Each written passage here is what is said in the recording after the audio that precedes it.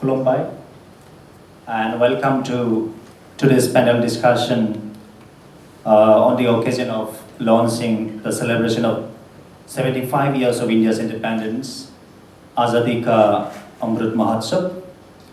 So we know that the Honorable Prime Minister of India, Sri Narendra Modi ji, is launching this event, the opening ceremony from Gujarat, and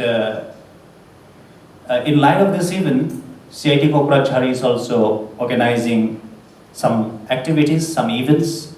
So this panel discussion is on ideologies of some prominent freedom fighters of India. So now to discuss on this topic, I have invited Dr. Prafulla Basumatary. He is from Borat University, an assistant professor of Department of History. And next to him, we have Dr. Jonin Musahari, sir. He's also an assistant professor of political science, Borat University. And in my left, I have my colleague, Mr. Kumar Singh. He's an assistant professor from computer science and engineering. And we have another panelist, Dr. Prafulla Basumatary, sir. He's also assistant professor of computer science and engineering of CITK Kokrajhar.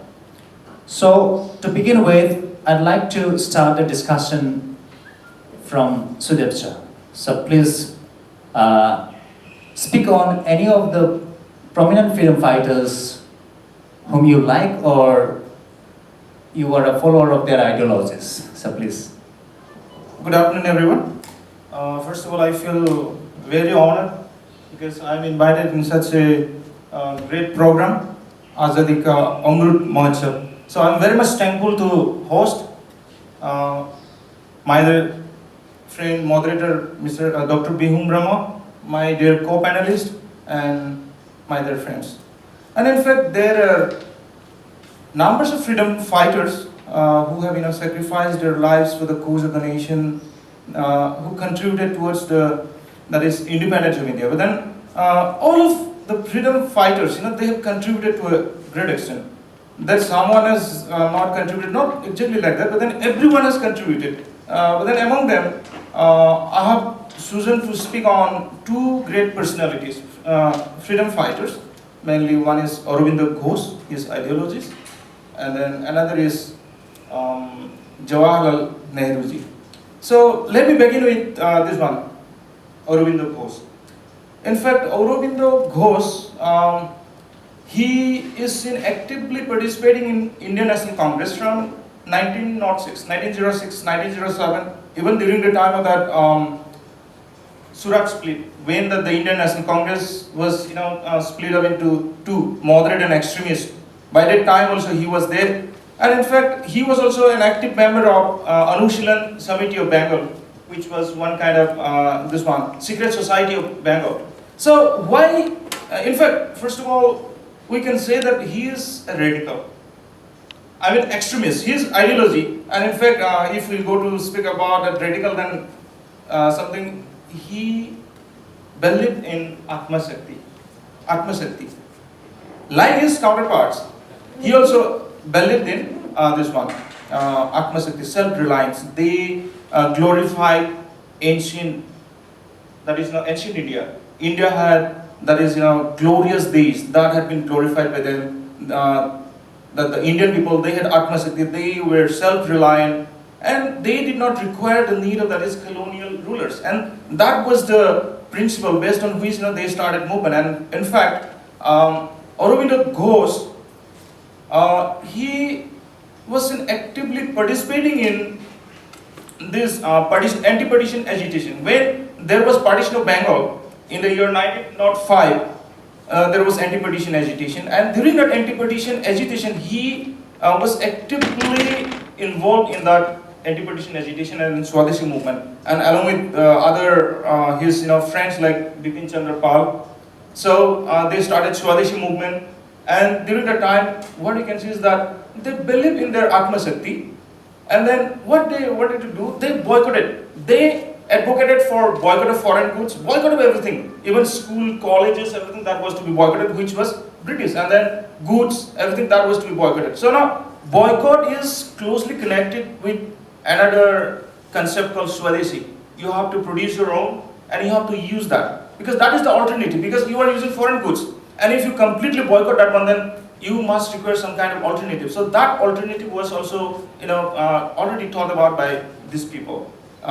This Aurobindo Ghosh and all of them, they started thinking about that. And then even in case of education, they started thinking about national education. So they should not send their children to the British schools, British colleges. So India is a self-reliant nation. So India can start a new education policy and a new education system. So that way, national college that was also set up where he was given the responsibility.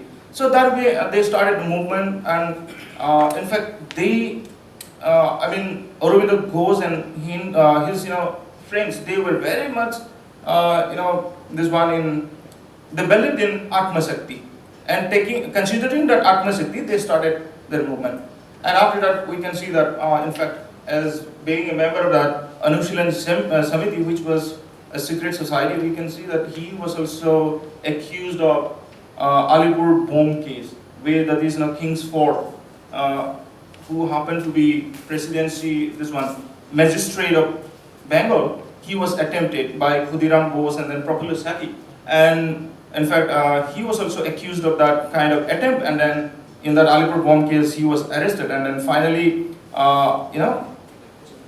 he was sent to jail. And then after that, we can see certain kind of changes. After his release from jail in 1910, we can see that he retired from active politics, and then he left for Pondicherry, which was kind of French colony. He stayed back there and then started kind of spiritual activity. So that is his later part. But then the thing is that his ideology, that was completely kind of extremism, where he believed in that Atma Shakti. And so from extremism to spiritualism. Yeah. Right. So that is his ideology. Yeah. Now you were talking about Nehru. Would you like to speak it now or maybe later on? I think we can move on to the next. Okay. Yeah. So yeah. Thank you so much, Dr. Sudev, for your wonderful explanation of Aurobindo Ghosh's ideologies. Now may I request Janine Musahari sir to speak on a freedom fighter whom you have very closely read. Sir, please.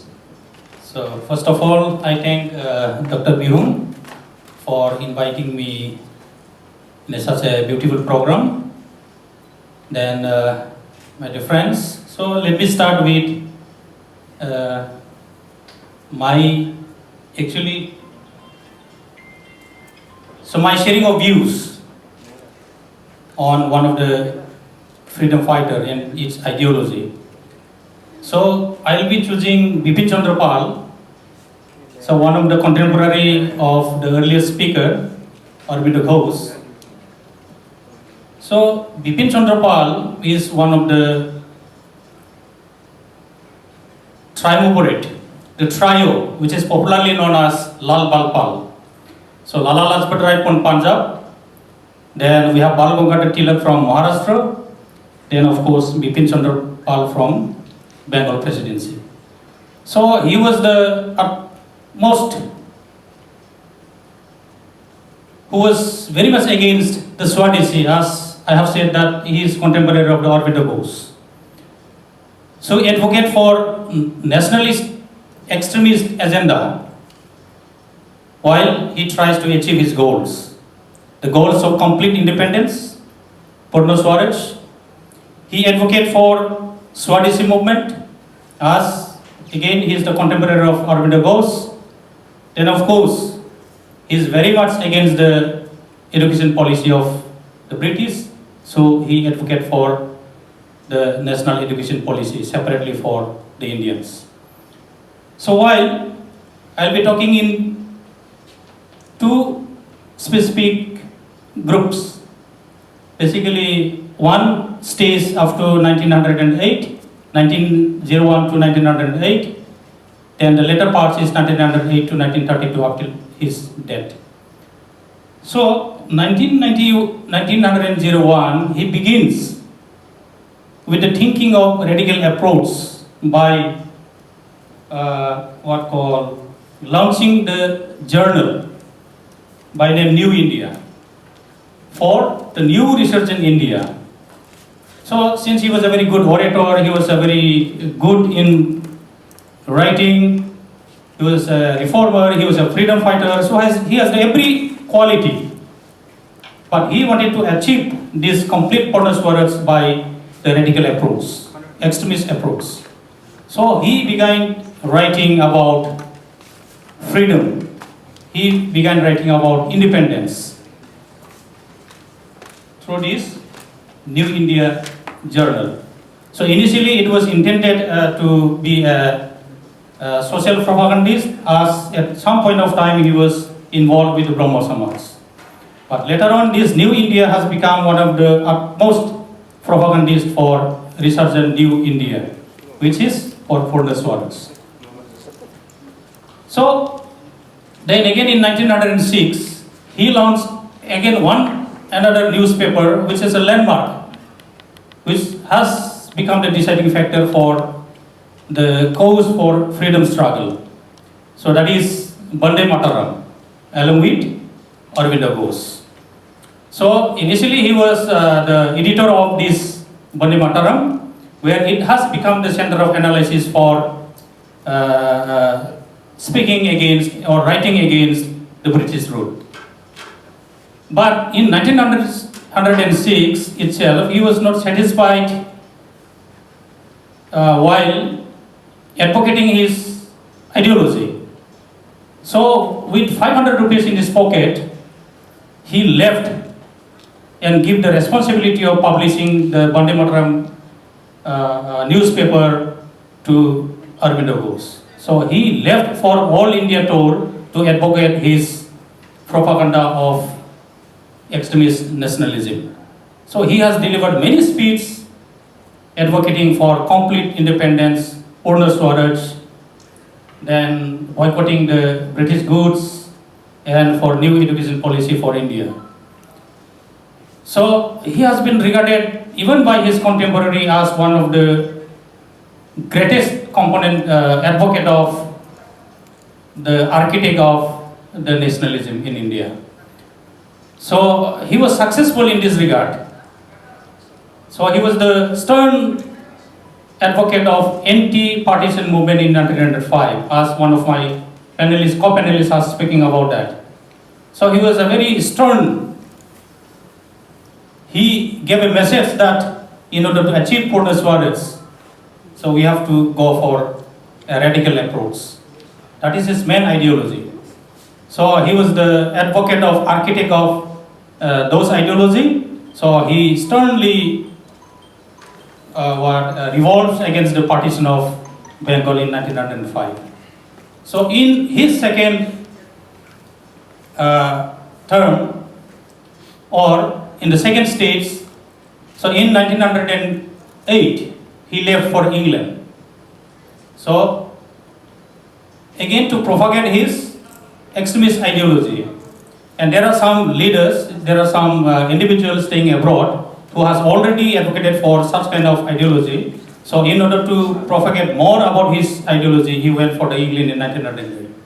But suddenly, from extremist nationalism, while he visited England in 1908, he scaled down his level of tone.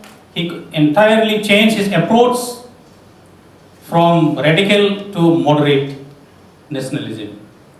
So by this time, he has delivered many lectures in England, but not the tone that he was speaking while in India. But he entirely speaks in a different tone. So once he said, advocate of the Swadeshi movement, boycott of foreign goods, now he began to discuss about cooperation. So he talks about the empire that the British led in India is good, but cooperative federation is much better. That is kind of tone he has scaled down from radical So can we say nationalism like to moderate nationalism. from non-cooperation to cooperation? Yeah, yeah. Yeah. That is what he scaled down in the later parts of his life. So thank you, Jarin Musari, for enlightening Bipin Chandra Paul's ideologies and his contributions to the nation during the freedom movement. So now you will be talking on others later on, but in the meantime, I would like to request our next speaker, Mr. Pranab Kumar Singh sir, आप रखिए कौन से freedom fighter के ऊपर आप बोलेंगे, आप बोल सकते हैं sir. Thank you, sir. Dear participants, my colleagues. Yeah, this is a great event that we are celebrating today. It's a festival that we should celebrate every year. It's not just faculty member or our colleagues, our students, everyone should celebrate this. Because whatever we have achieved, it's because of our freedom fighters only. They have sacrificed their life. They have sacrificed a lot of things for us. And this is such a great initiative by Government of India that they thought of it, and then the 75 years of this Amrut Mahotsav are being celebrated across the country. So we are very much thankful to the Government of India, our organizing institute, our host, our colleagues, everyone who is sitting here. So I was thinking of like to deliver this talk about the ideologies of one of the freedom fighters, Mahatma Gandhi, because I observed that I was reading so many things about him, and then I have followed a lot of things, and then I found that if you take him in modern India, if you consider his ideologies in modern India, whatever like he suggested that time during the Azadi movement, it is still applicable in modern India as well. He never supported your hinsa, the violence, and I believe that we all should follow his path. Mahatma Gandhi, when he returned to India, he started Azadi movement from the Champaran. He visited to a village, and then he found that the British rule, like they were forcing people to do the things as per their instructions. They were not free to produce their crop, so they started dictating things. Mahatma Gandhi was heard of after observing all these things. Then he found that how can I make this as a Jan Andolan, where citizens are involved. So in that village, he found that there is no school. Like then he realized that these British people, they are not thinking for good of our people. They are just using us. They are just overruling us. That should not happen. If they are here, they are using us, they are making money from us, they should also think for us.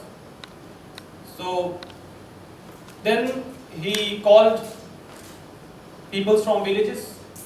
He thought of why not to establish schools, why not to have schools here, why not to educate our children here. I think this is the philosophy that is still driving the India. Education is very important. Whatever, if you want to bring change in the society, in the state, in the country, this is the only thing that one should focus on. Any movement that you want to start, this should be the first point. Our people are educated or not. Until and unless they are educated, they cannot be part of any movement. Your movement, so he thought of it. And then when he started his schooling, at the same time he realized that, okay, I am allowing them to go for school, but do they have money? Because we have to survive at the end of the day. Do they have mean at their home? Then he introduced a concept of padhai ke saath kamai. The schools were open for class 1 to 7, and then he said, no, you go there, you study, but at the same time, you do something and you make some money. You get involved into making small things. You try to sell it, try to earn it.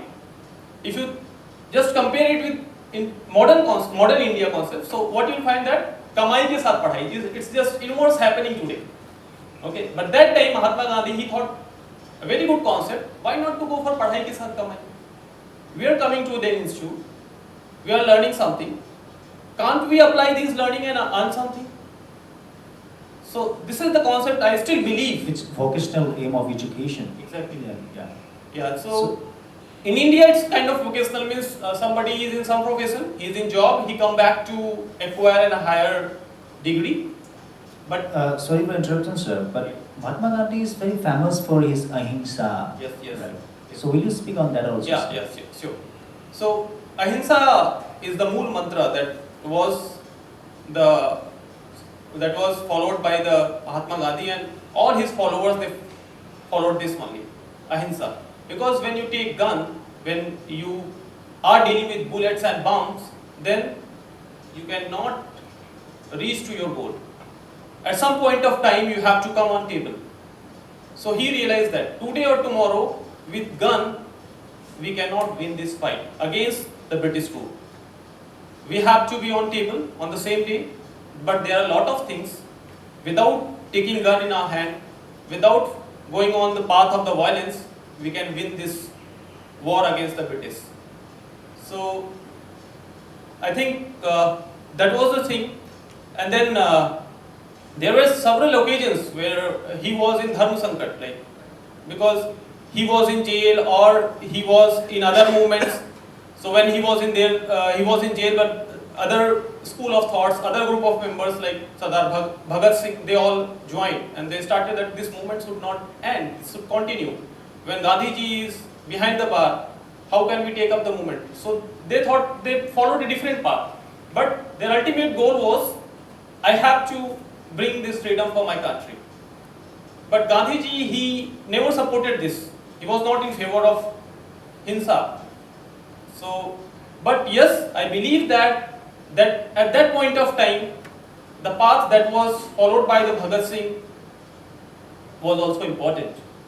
Because you cannot, I mean, it's mass movement that was driven by the Mahatma Gandhi. But if your leader is behind bar, if your leader is still like facing problem, so, and then others are overruling you, and then how can you, what can you do? Okay.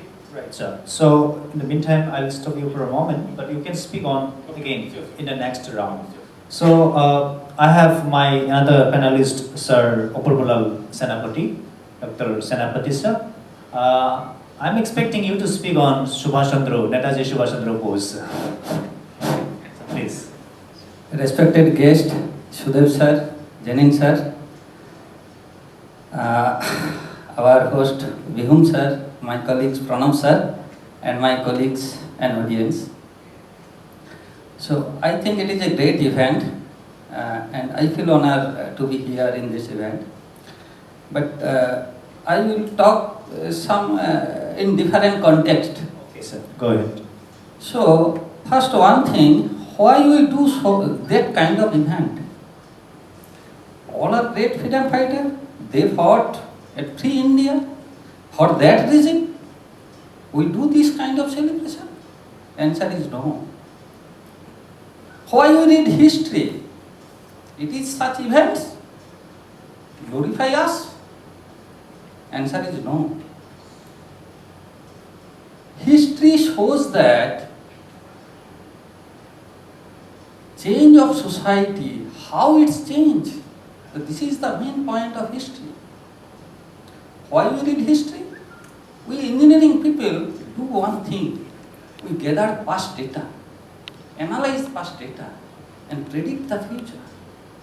So history does this thing. From history, we find the change, how society is changing. And if we find the rule of changing, then only we can predict our future. So Netaji Subhash Chandra Bose, one of the freedom fighters, who saw this change in societies, and he not only fought against British, he did so many other things which are still applicable and we should follow. he point out that our freedom fighter movement is very glorious, but still it is also tragedy. British people did one policy. They introduced religious in people's mind to divide them. Why? If people are divided, we can rule more. Subhash Bose, he realized that thing. I will tell some incident, small incident, which he fought against it. In the school time, he was the follower of great person Swami Vivekananda. He left home as a monk. He went to Haridwar and so many places, religious places. There, once he faced one incident. Some people says that, oh, you Bengal people, eat fish. You go on that side. Do not come here. He realized this is not the right path to free India, to make it free India. He came back and again involved in studies. During the meeting of Congress, under the leadership of Gandhi, he was the very, he strongly believed in violence, and he is the follower of Gandhi. But in the kitchen, he saw two kitchens. One kitchen for the Hindu people, one kitchen for the Muslim. And he requested Gandhiji, we should fight against this also, not only British, because it is our mind. Still we should practice, otherwise we have to pay huge. You see the listen. India got first. Not only that, Subhash Bose knew British will go today or tomorrow, but freedom will not come to all humans. He talked after free India, one movement also required. That is for the movement, for people movement, such that everybody should get food, everybody should get education, everybody should get health facility. Now see today's India. We have enough potential to provide food of each Indian, but what reality? We have enough potential to provide education of each Indian, but what is the reality? We have enough potential to provide health system of each Indian, but what is the reality? Subhash Bose saw this thing on that time, that after leaving British, liberty will not come to all Indian. We have to prepare for that. Now this is the significant for today's, to realize the thing, why it is so, why we should follow that vision. Okay, so we have learned that from your views that Netaji Subhash Chandra Bose, he has told us that even if we are independent in India, we are not yet independent. The freedom is not yet fully accomplished or achieved by each and every Indian. So very valuable points you have mentioned, sir. So thank you so much. We'll come back to you. But I just want to go back to Dr. Sudeb Chandra Basumatary. So you have spoken on Aurobindo Ghosh. So would you like to add some more freedom fighters? Because we have so many freedom fighters, we won't be able to speak on everyone's contributions or ideologies. We have many people like Sardar Patelji and Bhagat Singh and many others. But since we have limited time, we'll have to speak within a given time. So would you like to speak on some other person? So please. I wanted to speak a little on is this one Aurobindo Ghosh, but then I think I'll switch to another freedom fighter. Jawaharlal Nehru, who is known as the architect of modern India also.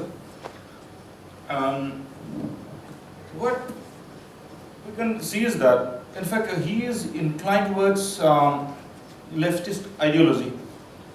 And then it was in 1917 when Bolshevik revolution that succeeded in Soviet Russia, then that communism, socialism, that started influencing other nations also. And that way, even among the Indians, some of the intellectuals, some of the freedom fighters, some of the leaders, they were greatly influenced by that ideology. And then among them, one of the most important personalities was Jawaharlal Nehru. And in fact, he visited, along with his father, Brussels conference, and again in Russia, well, that is now, it was already 10 years, celebration of the victory of Bolshevik Revolution, 1927.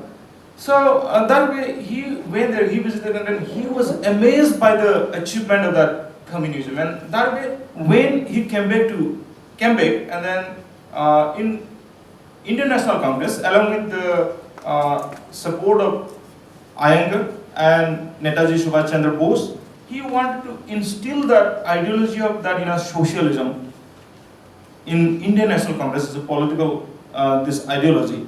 And then although he was leftist, or although he advocated for that is socialism, his socialism was a little different. He was in fact supporter of Fabian socialism, which advocated for socialization of that is essential services and then industries. So that way, and in fact, he believed that socialism that cannot be achieved by revolution. Socialism that can also be achieved by evolution. So in fact, he believed in that, and because of that reason, he was in difference with other communist in India. There were numbers of communists in India also, but then he was not in the line of those communist leaders, leftist leaders of India. And that way, even in economy, he has adopted this same thing, and when he advocated for universal support cooperation, and that way we can see that economy of India after the independence, when he became the first prime minister, that mixed economy, that the concept of mixed economy that came, that was in fact as a result of his advocation. So that way he was able to exercise his influence even in politics, and then another is in economy. So that way we can see that he is very much successful in his ideology, which is not exactly, he's communist, he's socialist, but still then, which is little different from other socialism. And in fact, he is against kind of authoritarian kind of this one social communist. He was no doubt he followed Marxism, but then he was little kind of in contradiction with Marxism. Okay, and even Lenin. So that way. Do you have any answer for that? Why? Why he was a little different? Did he follow some kind of other kind of ideology, or maybe pioneer any other leaders? Yeah, what we can see is that Indian basically they believed in some kind of this spirituality, and then another is that another most important part is that he started working all these kind of things through his experience. He was kind of trained in natural science. Okay, and then in case of that is social science or this kind of things, these were learned by him through experiences. Most probably his experience, and then his Indian tradition. This one. So that's it. So thank you so much, and you have very nicely explained very prominent freedom fighter or a statesman, the first Prime Minister of India, Jawaharlal Nehru. So I may now move on to the next speaker, Dr. Janine Mosari. Sir, you have already spoken on Bipin Chandra Pal. Would you like to add some more freedom fighter on your talk? Actually, I was planning to talk about Rajaram Mohan Rai, which is very opposite to what I have spoken earlier, Bipin Chandra Pal. So Bipin Chandra Pal talks about ignoring everything and having a movement for this Desi kind of thing. So Swadesi. So now Rajaram, if you talk about the Rajaram Mohan Rai, he was a family from the Orthodox Hindu family, and he have seen the kind of discrimination, the kind of hierarchy in the Hindu society. So within his own close associates and family, he has witnessed the kind of the discrimination like Soti system, child marriage, etc. So he was the person who has embraced the Western education, and he advocates the Western education. So on the other hand, Bipin Chandra Pal, he dissociates everything. So everything has to be the Indians. But here I am speaking about another philosopher who is in favor of Western education. He has introduced this modernization of the Indian culture or Indian society. So he was a firm believer of this modern education of the Western. So he advocated for that in order to fight against all odds or any kind of discriminatory that is in place in our society. So on the other hand, he also advocates for the Western education in order to educate the Indians so that we can fight with the British. It is not only the reforming religious or social area, but he is also the firm believer that modernization of education, modernization of society is also the point where we can challenge with the mighty British. So that is in that line also he has advocated for the modern India, embracing Western education. So can we say, him as more social reformer than the freedom fighter? Yeah, actually, he wanted to educate people so that we can understand what is going on under the British rule. So that is also a kind of a movement, together with socio-religious, economic and political. So that is the idea, how he wanted to bring a revolution within the Indians through Western education, which will also help in realizing the nature of the rules. So he has also advocated for the freedom for the people. He asked for such a freedom from the British rule. So freedom in a very broad sense, right? Not only from Britishers, but from our kind of beliefs and practices and thoughts and in education. So I think... So I'll wind up 2 points from the Bipin Chandra Pal. So he was very much against the Gandhian kind of philosophy. So once he said that Gandhian philosophy of ahimsa is only a magic and does not have a logic. So that is what he says in his earlier stages of his revolutionary movement. So, but later on, his new idea, New India, when he came back from England, he has a new vision for India, where there is none. There is nobody to take his new vision for New India. So ultimately, in 1932, by 1926, he has lost everything.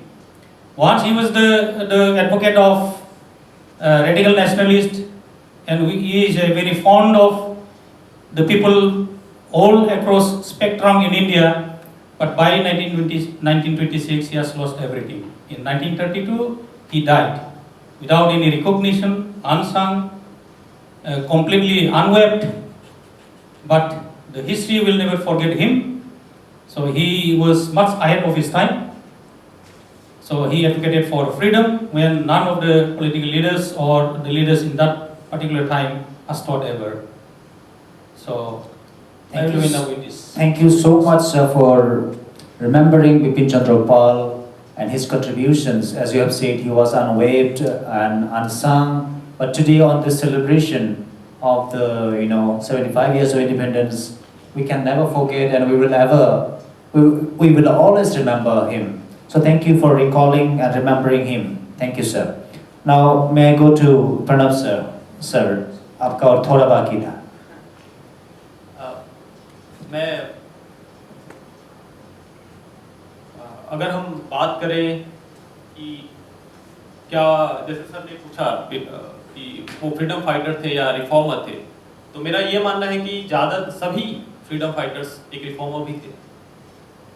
उन्होंने social reform के through एक movement बनाया और उसको कैसे देश को आज़ादी दिला सके उस दिशा में काम किया.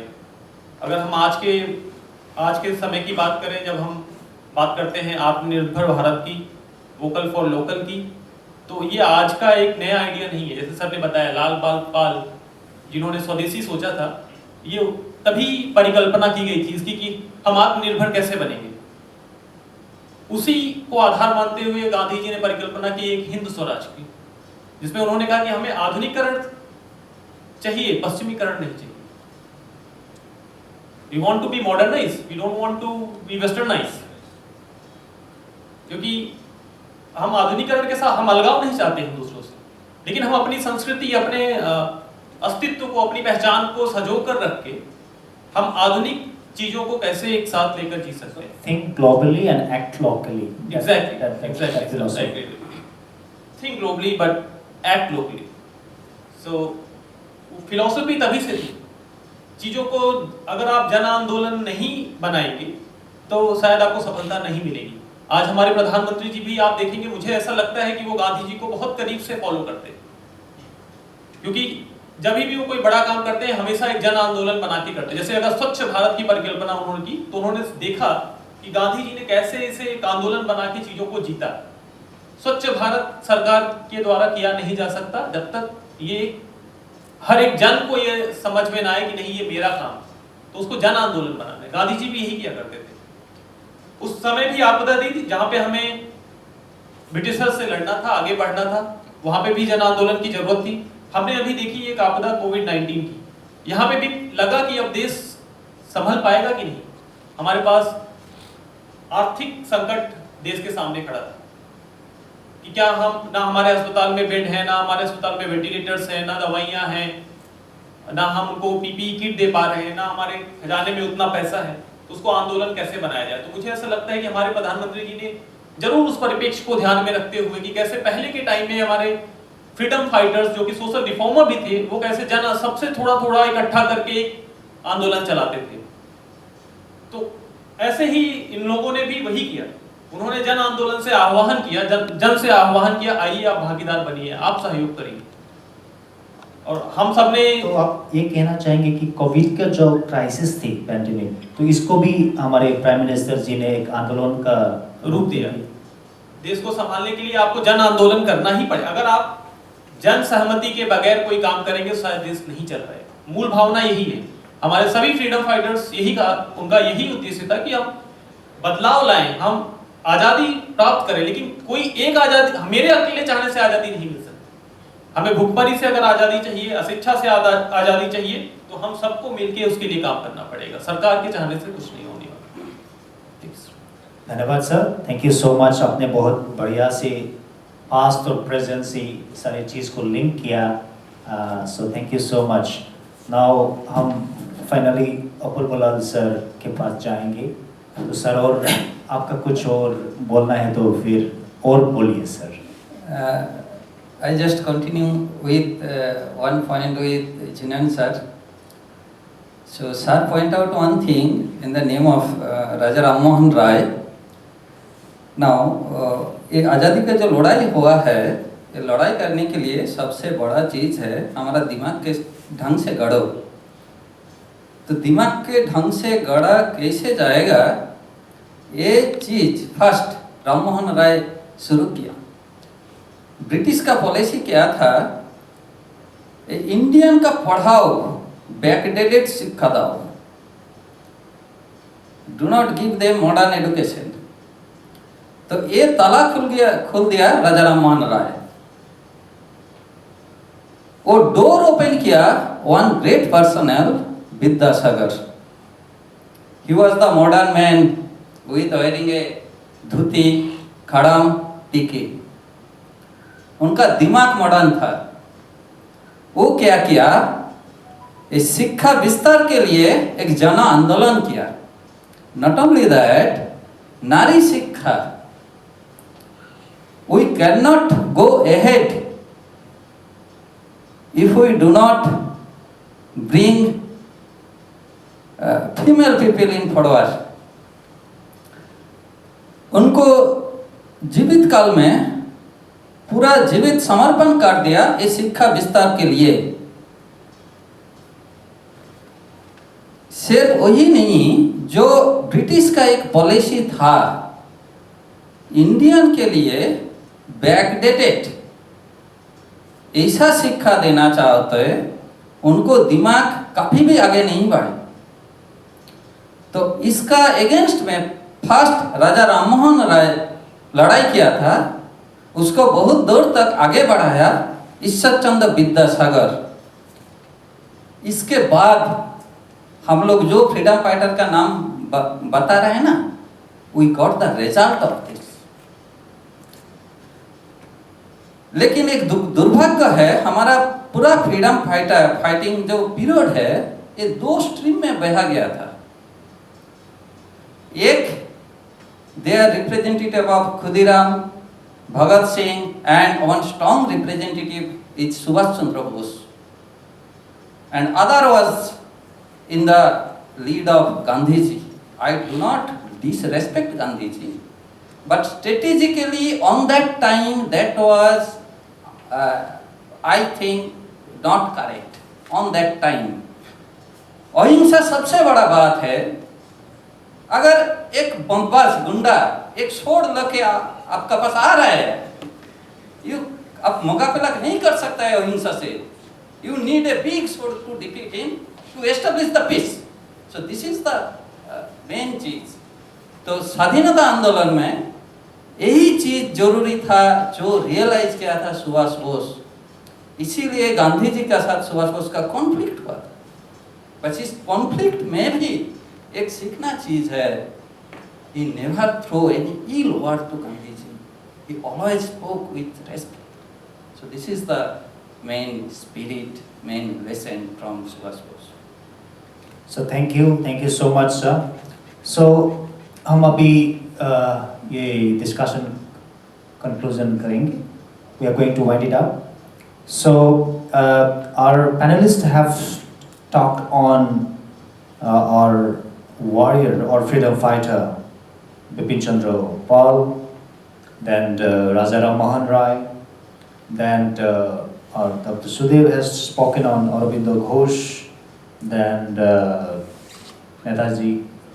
Jawaharlal Nehru, then Pranab sir has focused on Gandhi, Mahatma Gandhi ji, the father of nation, and his philosophies, ideologies, ahimsa, and relating the past with the present style of leadership in India.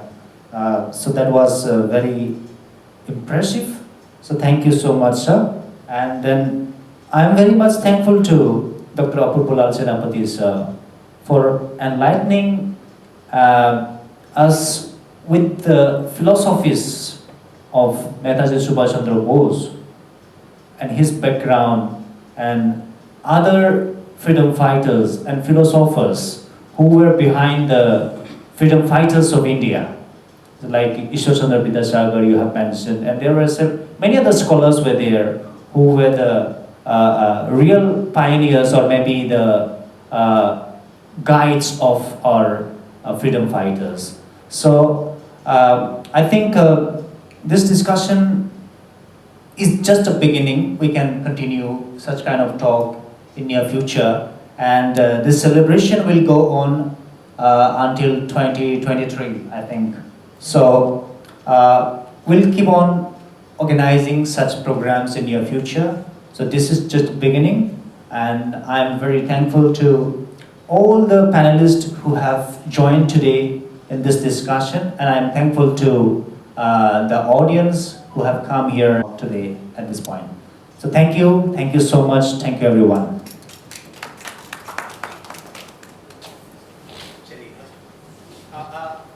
Last में हम राष्ट्रीय गाना गाएंगे, so I request everyone to stand up. आप लोग सब इधर आइए।